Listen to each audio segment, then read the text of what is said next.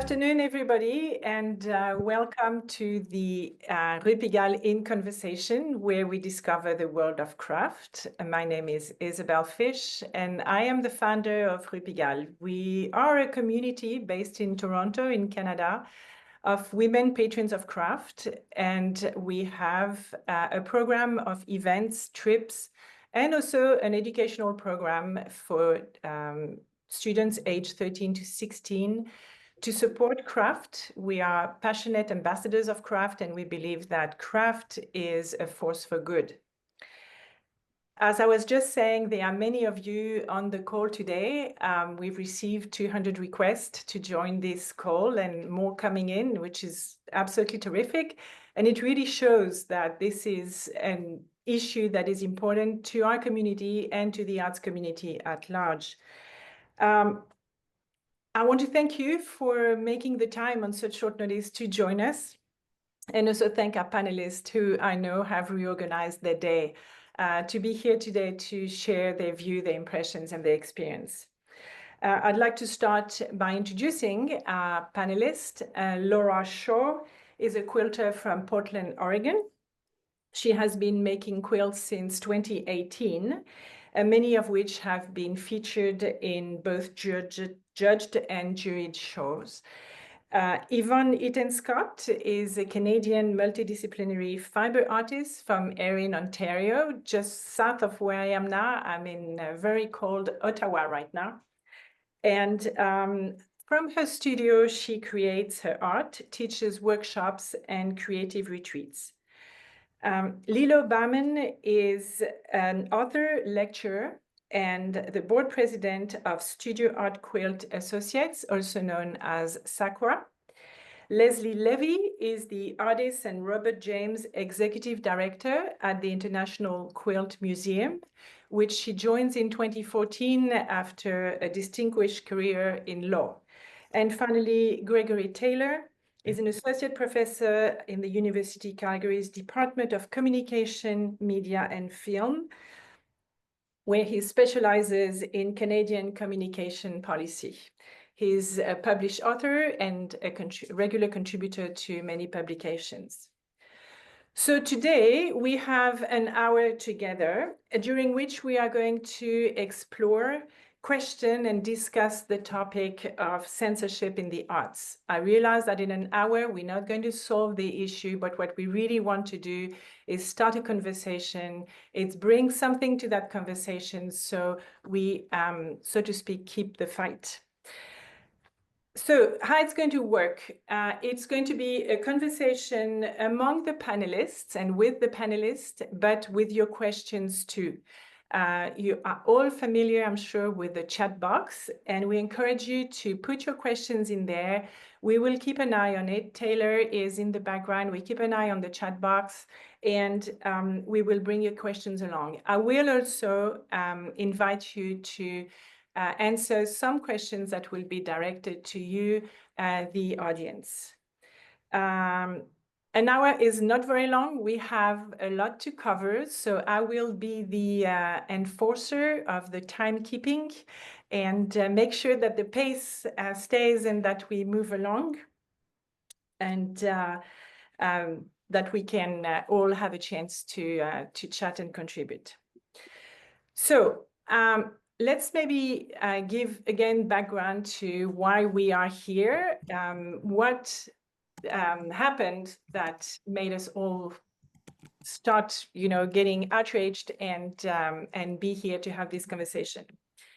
SAQA created an exhibition called Color in Context, Red, which has 39 quilts in it, and which started touring in the States, and what was due to be showing this February at the American Quilters Society QuiltWeek event in Daytona Beach, Florida. The AQS, American Quilters Society, showed all the images of the pieces that were going to be on display, and they signed a contract confirming their commitment to showing all the pieces. But when it came to put the exhibition up, they decided that 2 quilts could not be part of this exhibition. Yvonne Iten-Scott's origin, and Laura shows your mother, your daughter, your sister, your grandmother, you. SAQA then decided that it was the right thing to withdraw the entire exhibition rather than accept this censorship and the removal of these works. And they did that, I believe, to call attention to what they perceive as censorship in the arts. The great news is that subsequently and very quickly after that decision was made, Laura Shaw's quilt was acquired by the International Quilt Museum, and Yvonne Iten-Scott's quilt was acquired by a private collector. I'd like to mention that we have contacted AQS to invite them to participate in this conversation. We felt that it was important to have their point of view, but they did not respond to us. I went to the AQS Facebook page, and there are, as of yesterday, 94 comments that were condemning their decision to withhold these quilts. I didn't see one comment that supported it. However, I'd like to mention that if there is anybody in the audience who thinks that AQS made the right decision, please make yourself known. I think it's important that we have all points of views. Put your comments in the chat box, and we will certainly engage with you. Before we go fully in the conversation, I would like to give a shout out to a Canadian silversmith artist, Kay Johnson, who made the brooch I'm wearing today, which is the closest thing I could find to a red quilt. So here it is. She's from Nova Scotia, and I wanted to represent what we are talking about today. So first, I'd like to invite both Laura and Yvonne to talk about their quilt and tell us what they had in mind when they made this quilt and share their art. So Taylor, can you please bring up Laura's quilt, please, the photo of Laura's quilt, and if I can ask Laura to tell us about the piece.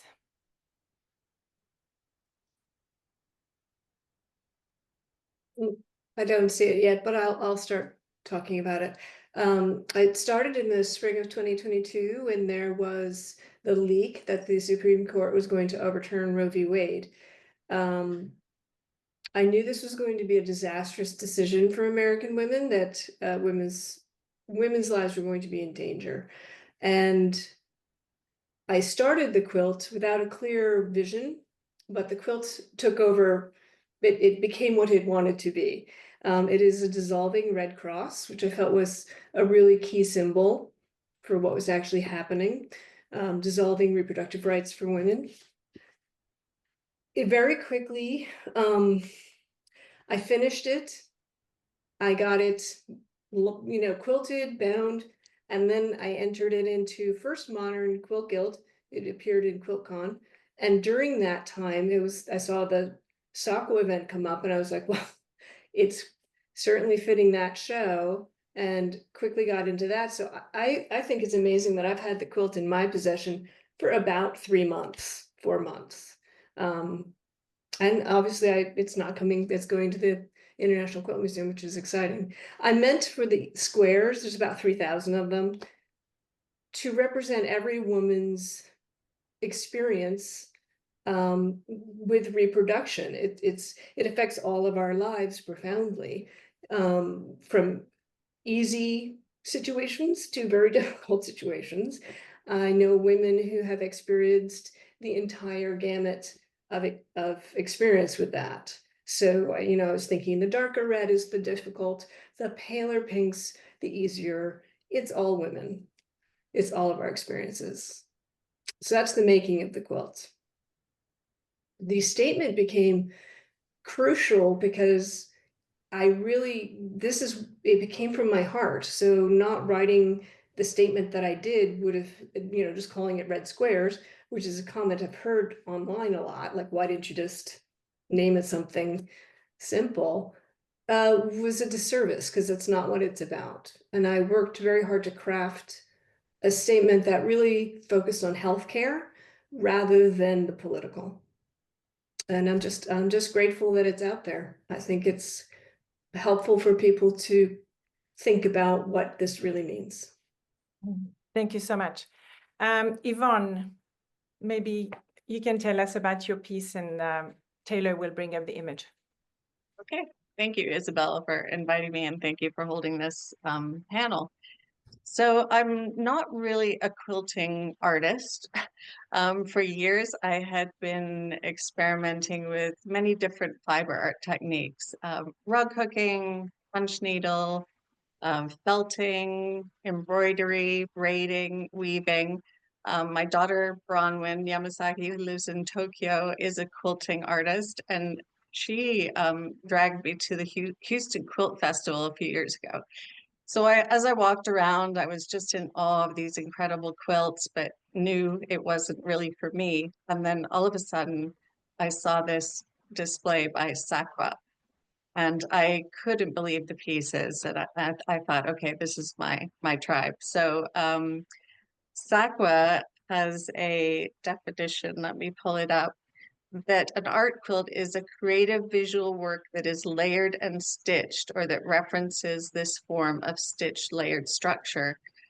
So my art could be entered under that description.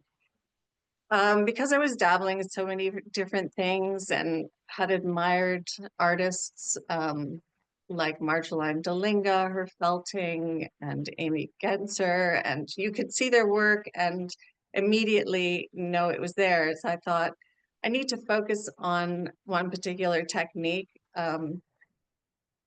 And I decided to go back to school. So at 61, I went back to a full-time intensive 4-month program at the Halliburton School of Art and Design. And after 16 weeks, I was still passionate about everything. I didn't have one particular technique. So my teacher in the final week said, Yvonne, that is your thing. Your thing is putting all different techniques into one piece. So in my last week of school, I saw the call for entry with SAQA, and it was about red. So I thought, I can do this. I pulled all different materials together. I mostly worked with wool, but I also used sari silk in here. There's some wet felting and some beading. And I started in the center. I'd stretched the linen over a copper piping and formed it into an oval shape. I started with free motion embroidery, and then I just let it organically develop. And there was no intention of what it was going to be. I just wanted it to, have a life of its own. And it wasn't until afterwards, when I had to come up with a title and write an artist statement, that I realized Origin would be a good name, because to me, it looked like the origin of the earth, like an explosion, a volcano, a new star, the beginning of life, a new disease. It could be anything that anybody wanted it to be. And that's why I called it Origin, and my artist statement reflects that. So I'll stop there. Well, clearly some people decided it was something else. Exactly. Fantastic. I thought, Lilo, how did the topic of the exhibition come up? Why red? I was wondering if there was a hint of craftivism there in the choice of red, considering the current interest in women health, women healthcare, and the abortion debate, or was it also not at all part of the curation? It was not.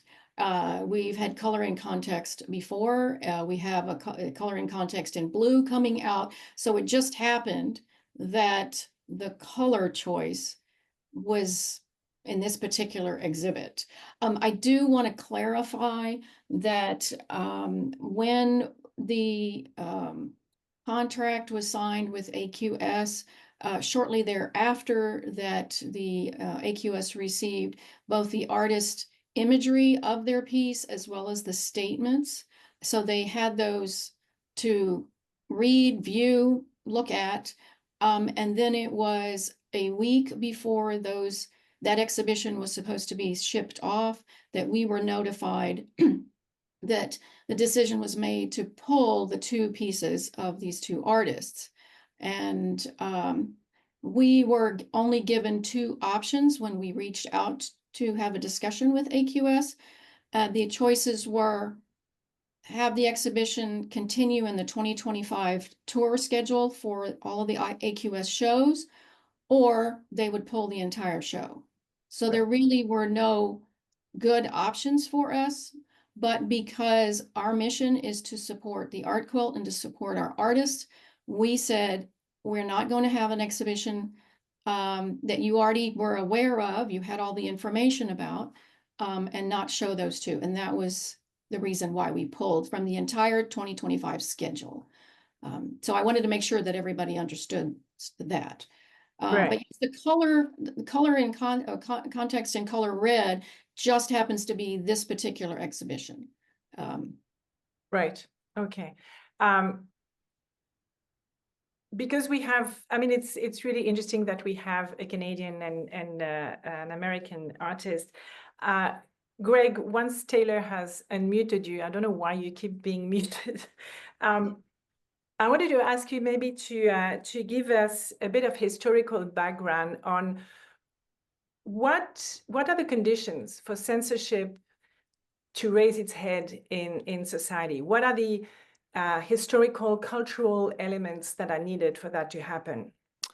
Yeah, it's an interesting area in the divisions between Canada and the US because this is one where there are some really pronounced differences between our country when we look at issues like censorship, in particular in areas of mass media and the arts. It really comes down to our constitutions. I mean, in the US, you have an amendment that's very clear. You have freedom of expression and it keeps the government out. At least it's supposed to. It doesn't always work that way.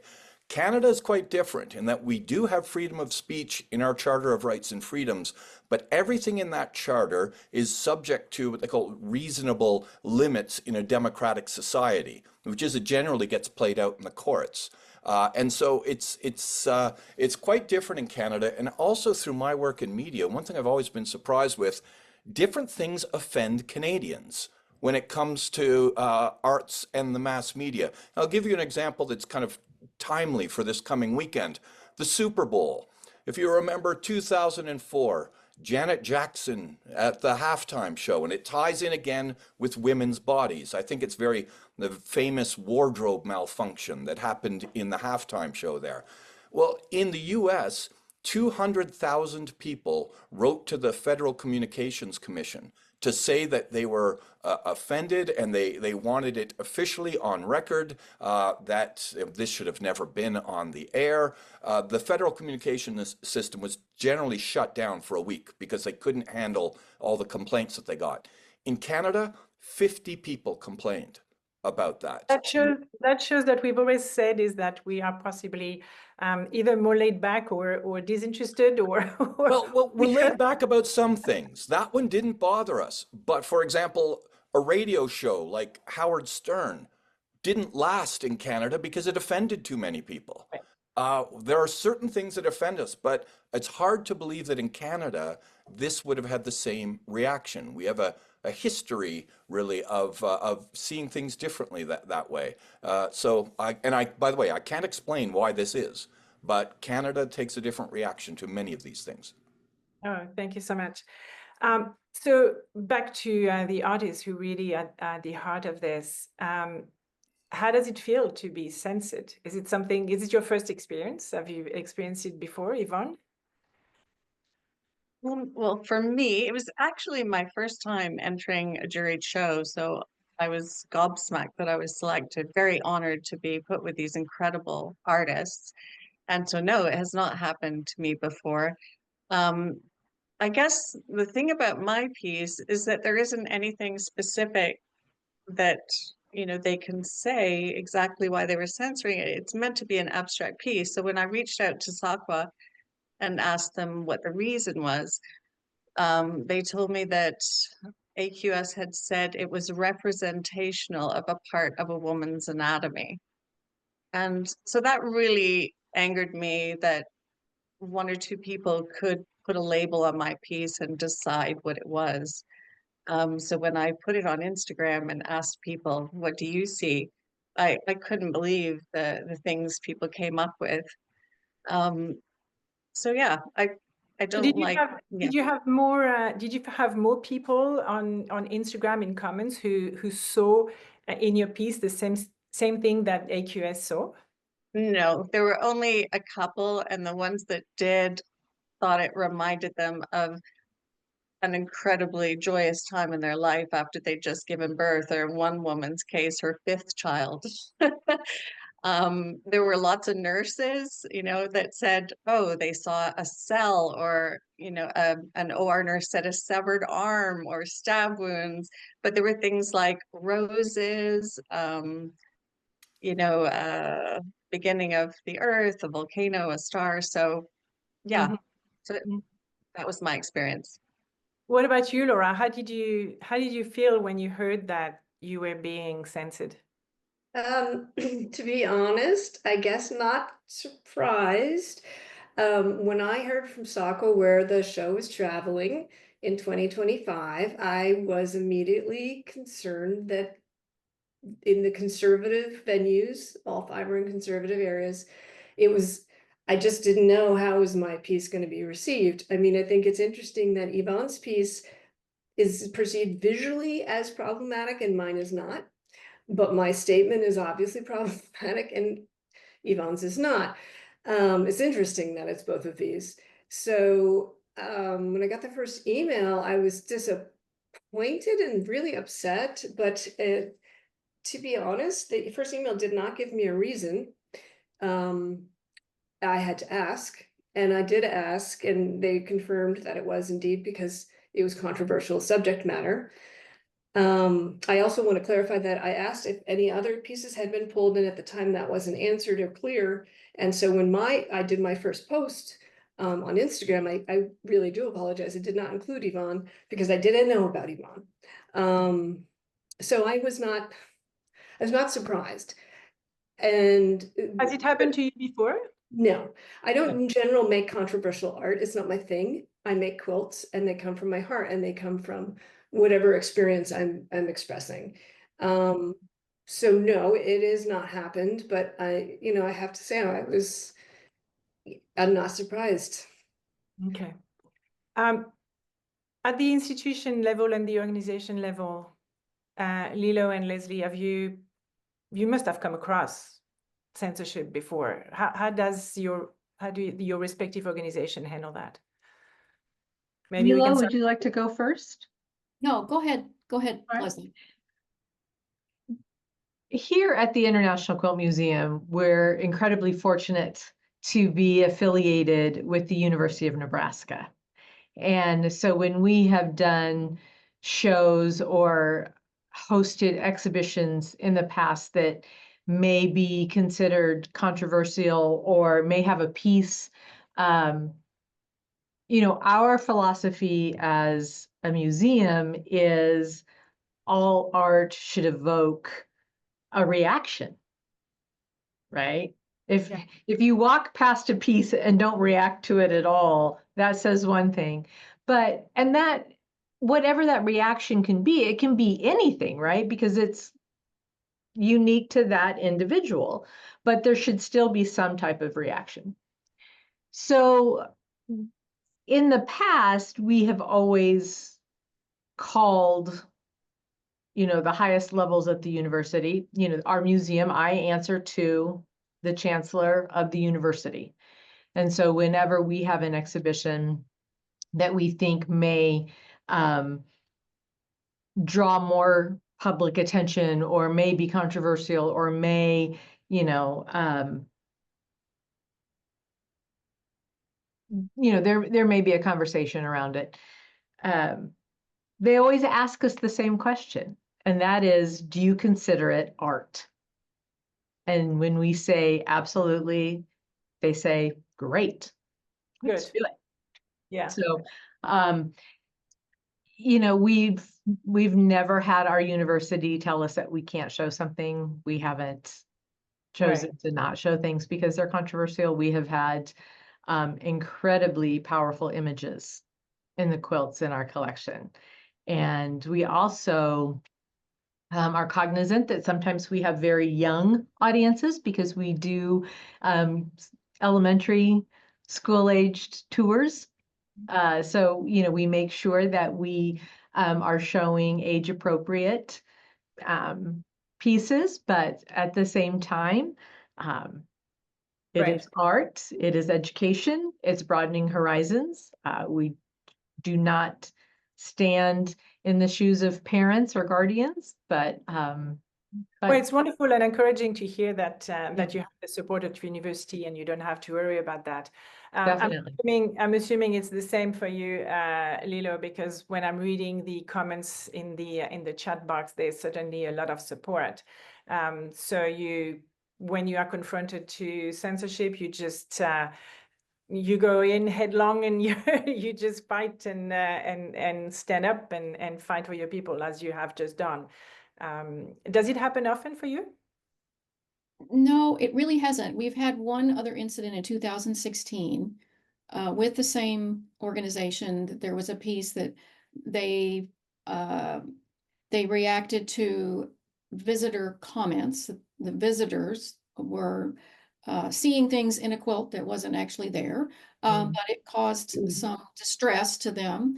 And so there was a compromise that was come up with, which was there was a curtain hung over the piece. And so the visitors could choose to lift the veil and look under the curtain and see the work. And those who were not interested could simply walk by. Could that be interpreted as a modification of the way the artist wanted the piece to be seen? I don't know. I was not a part of SAQA at that point. The artist in question, and I'm sorry I can't remember her name at the moment, so if somebody remembers who the artist is, please put it in the chat. She does cover a subject matter that is often about women's reproduction, women's bodies, birth. So you do know when you're getting a piece of her work that typically it's going to be the female form with breasts exposed, all of that sort of thing. The item that the visitor saw was not part of the actual woman's body, but anyway, the compromise was that hanging a curtain over it would then allow people to still walk through the show, and those people that wanted to look at the piece could lift the curtain and see see themselves. Yes. Okay. So I was just going to point out that many people suggested that they show my piece without the artist statement as a compromise, and I was firmly against that. I actually even think hanging a curtain was not great.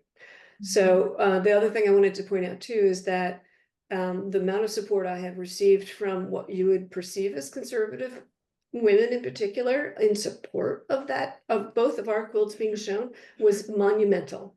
So I actually think they actually missed the mark. Yeah. So to pick up on this point, there's a comment from Carol. It said, given the reaction the quilting community has had to the AQS censorship, is there a possibility that AQS could reverse the decision? And if so, would SAQA consider including the entire exhibit in future AQS shows? What have you made a decision? I suspect not, but of your long-term future relationship with AQS at SAQA? I think that at least for the foreseeable future, our visions don't align. That does not mean that we wouldn't be open to conversations about the possibility down the road. Right. At this point, I think it's just that, as I said, our visions are not aligning. And so we have, because several people have asked, the exhibition is actually traveling to 2 locations within the United States. One of them is going to be at the Mid-Atlantic Quilt Festival, February 27th through March 3rd, and then also the National Quilt Extravaganza in Philadelphia in September 11th through 14th. And I believe there's one other location, and I don't have that right at my fingertips. So visitors will be able to see Red going around the country. Is it going to come to Canada? It is not going to Canada unless somebody from Canada reaches out and says, hey, we'd love to have the exhibition. So Good. I encourage you to write and say, yes, we would love to have it. Okay, fabulous. We hear you. I'd like to, just because I asked, I want to confirm that there seem to be no member in the audience who is in support of AQS decisions. So I thought I would just do that. Do you think that you have, as institutions, sorry, I wanted to ask a question to Greg, actually. How quickly does the press pick up on these censorship in the arts issues? I haven't seen anything in the press. I've been keeping an eye on things, and maybe, I don't know if I've used the wrong search terms, but what's your impression, Greg? I can't say that the quilting arts community is getting a lot of media coverage right now. And I think that these really have to get to a much higher level before they get picked up in mainstream media. For example, there was a decision made here at the Supreme Court level regarding images of children in art, and this was in about 2001. But that had to get to the Supreme Court before people picked up on it. So I do think that at the local level, we're not likely going to get a lot of coverage that would be national in scope. Also, I think what we're seeing from this is that the very notion of freedom of expression and freedom of speech is really subject to a lot of local political environments. And so I think that this is something that we're seeing not just in the US, but dominantly in the US at this moment. Okay. Laura, I see that you made a comment that you have received requests from the press. Can you share what kind of press has reached out to you? I have been contacted by large art news organizations that, I don't know if they're going to run anything yet, but I am just now, it's only been a week. Just now the media requests are actually coming in. So I think the issue will spread because it's such a clear, it's just a clear censorship. And at least in the United States, the geography matters. And the AQS shows are all 5 in fairly conservative areas, which isn't to say there's not plenty of people in those areas that would be supportive. In fact, based on what I've been seeing online, they are supportive. But geography matters in our country. So speaking to what you're saying, and I think in this moment in time in the United States, it will get more play. What about you, Yvonne? Yeah, I actually have an interview today at 3 with an arts magazine out of New York City called Hyper Allergic. Yeah, did she reach out to you too? Amazing. Looks like a very interesting publication. So I'll be doing that today. And there are a few people that reached out, like the textile curator, and can't remember the other ones that sent us interview questions. So hopefully this conversation will continue. Yes, absolutely. I think that's really important. I mean, Hyperallergic is a big publication. It's a big voice. Go ahead. Back to institutions and organizations, do you think that you have a mandate at the museum and at SAQA to create exhibitions that really create controversy? And particularly in a time when we have,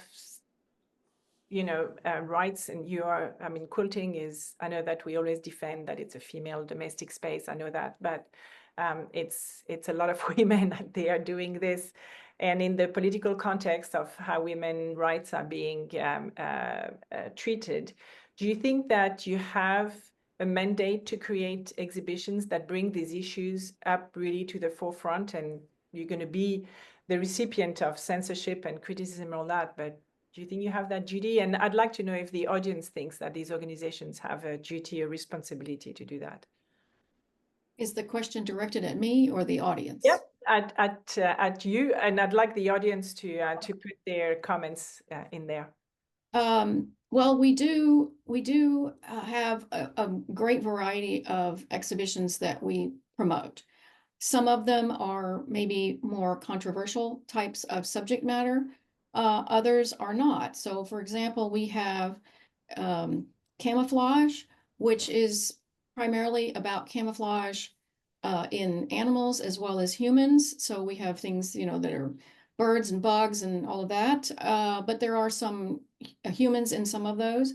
We have, as we mentioned, the color blue. So the topic is blue. So that's open to interpretation of what you want to have. And what our exhibition director does is he meets with various institutions and galleries, and he has a long-standing relationship with these individuals from these venues to promote and present to them what he thinks they might like. They have a conversation, decide on a subject matter.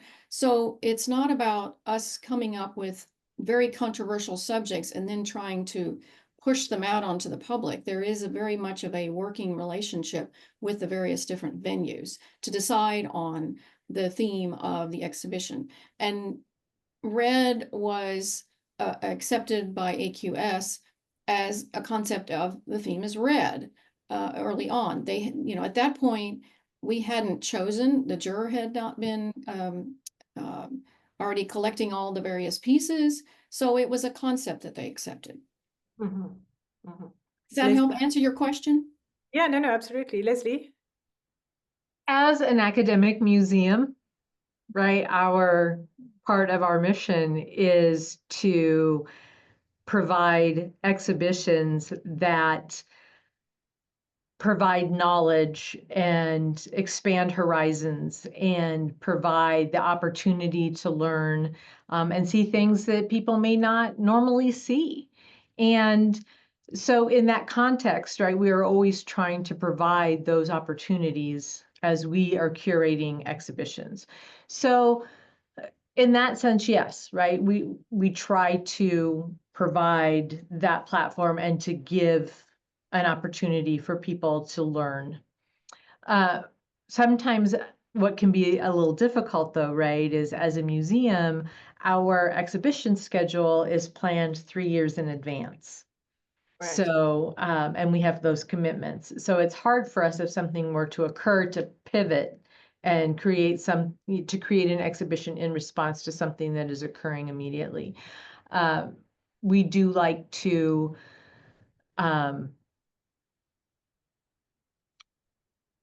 we have an encyclopedic collection, and you know, within a few hours, we were buying Laura's quilt.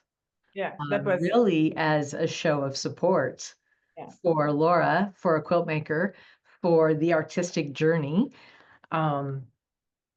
And also, I mean, and we had seen the quilts at QuiltCon, right? And we do have a modern quilt collection. So it was a very easy decision for us to make, to show support of the artist, to show that we do not believe in that censorship, that, you know, it may get censored in one venue, but we are happy to take it and steward it for generations to come because it is an important piece.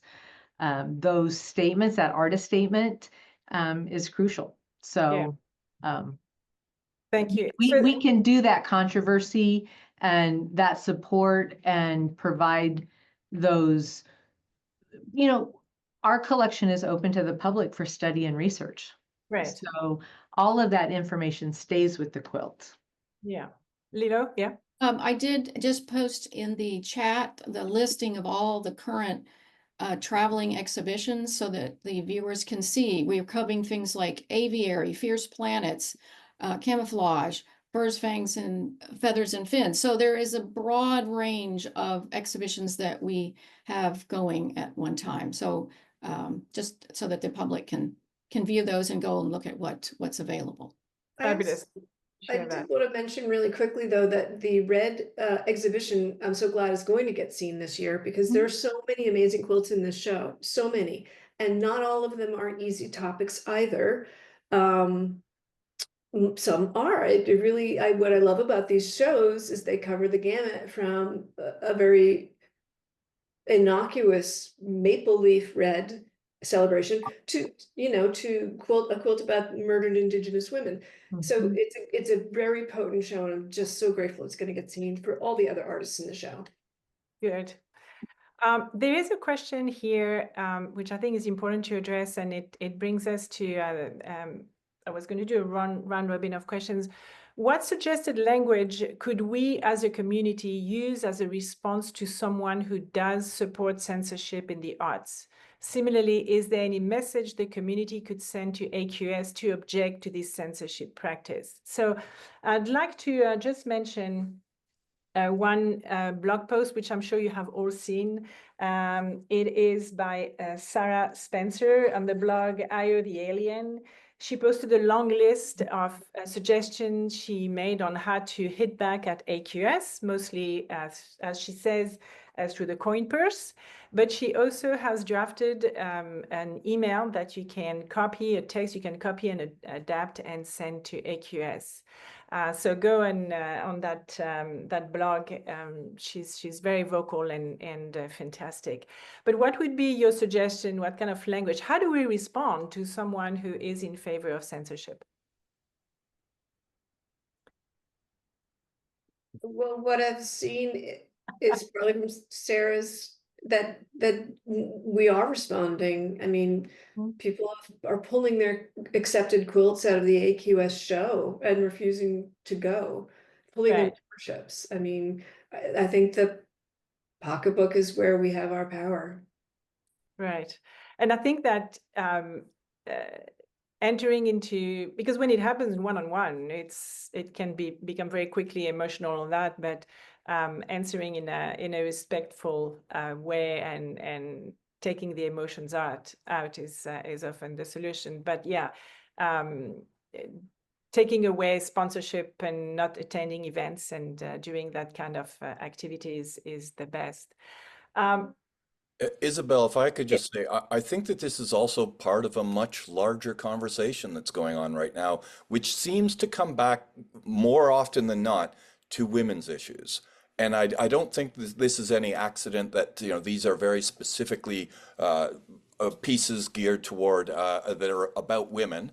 And, you know, we can go back to whether it's I mentioned that Janet Jackson incident. Justin Timberlake never had a problem after that, but Janet Jackson's career was over pretty much after that. We're seeing this, and it's indicative of things happening across the US right now, and to a lesser extent in Canada, even areas like libraries right now that are being censored in the US, books being removed from the shelves. So I think that this is such an important discussion because it's part of a much wider discussion and the whole weaponization of freedom of expression. We're seeing this across the US in a very big way. So I think that in a very broad picture, this matters beyond the confines of the quilting community. This is a much bigger story. Yeah, which is why I was wondering if the press had picked up on it, and it's the press outside the art world and outside the quilting world. Although, you know, the quilting world is a huge world of millions and millions of people around the world, and they should pay attention to that. But yeah, I completely agree with you. I want to go to one more to the comments, just to say. So Diana Linder and Jim Kimmett are saying, in response to what you're saying, Gregory, this case, it seems to be women censoring other women. I'm not sure that's true because AQS is owned by a brother and a brother-in-law, two gentlemen. I know that women on women is frequent, but in this case, it isn't. So No, and I would reiterate that the support that the outpouring of support that Yvonne and I have both had has been from women across the spectrum, and they were not pleased. right. The women wanted to be able to see the show, whether they are conservative or not. Yes. So No. this was a decision by two fairly young men. They're Yeah. pretty young. We almost at the end of our time. I'd like to ask a question to both the panelists and the audience. Do you think that we are going to see more, less, or the same amount of censorship in the arts in particular, because this is our space, in the next decade? Maybe we can start with Greg. At this political moment, I hesitate to make any kind of prediction because we are in such uncharted waters right now, and that is on both sides of the border. So, are we going to see more of this?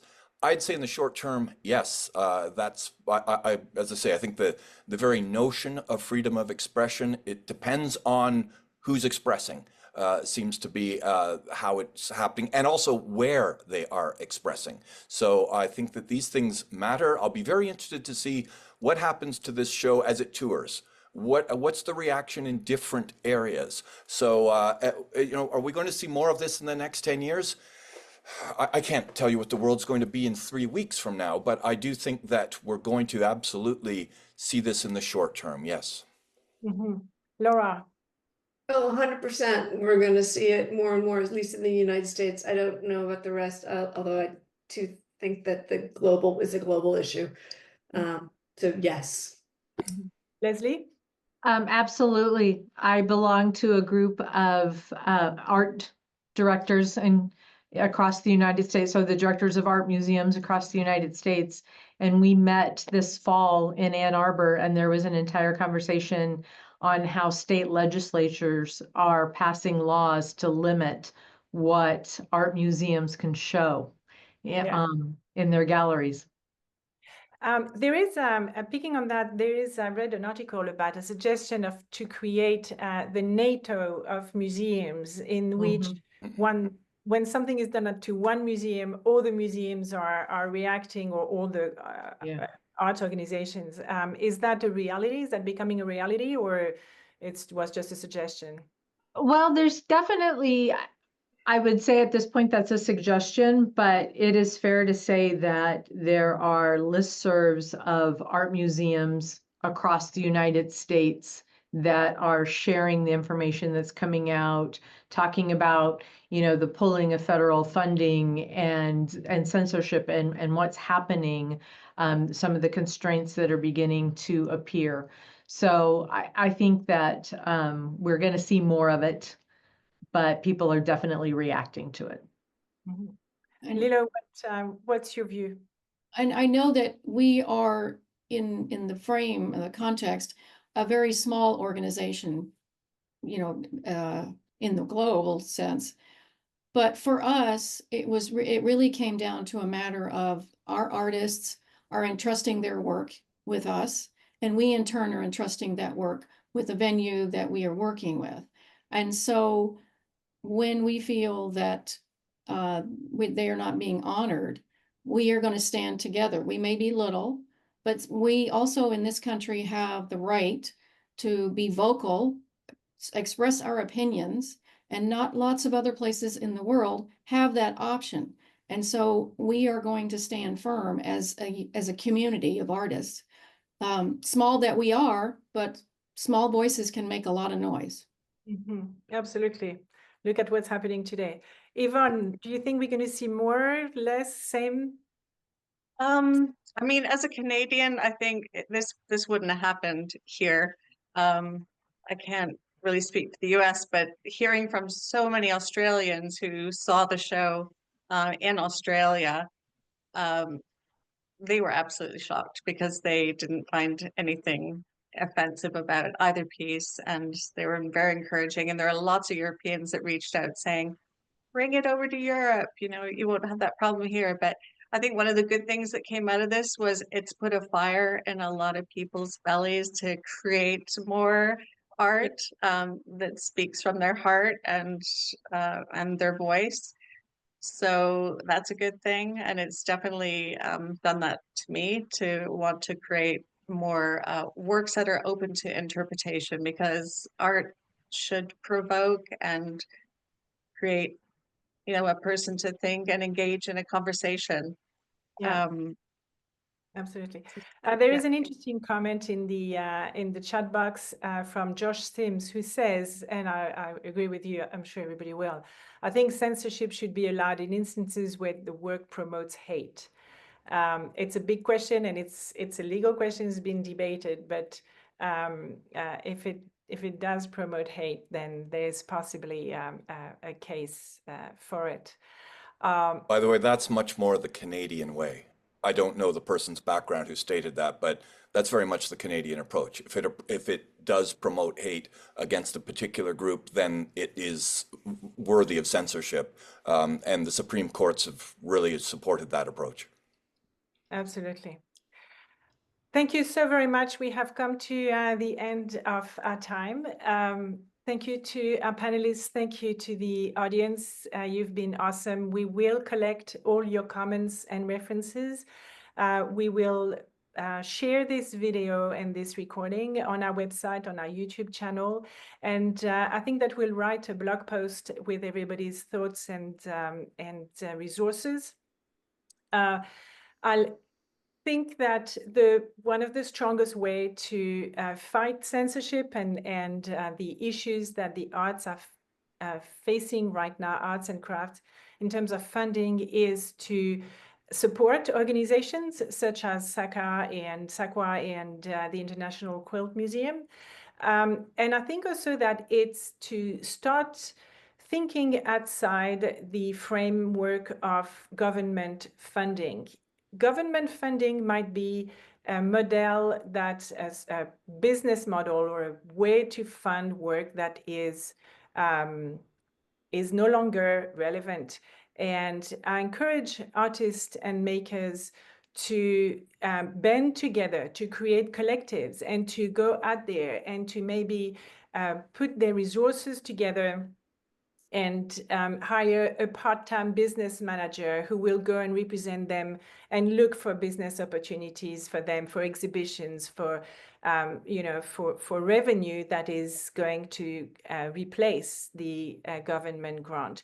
Really, I encourage you to think differently, to band together, and to for me, it's the action that way would be the best way to get out of this bit of morass that we are in between censorship and losing of government grants. We will have, I'm sure, another conversation about this. I will put it on the website and in the newsletter and on social media. Thank you, everybody, for joining us, and have a fabulous weekend. Go visit some exhibitions and go put some art in your life. Thank you, everybody. Bye-bye.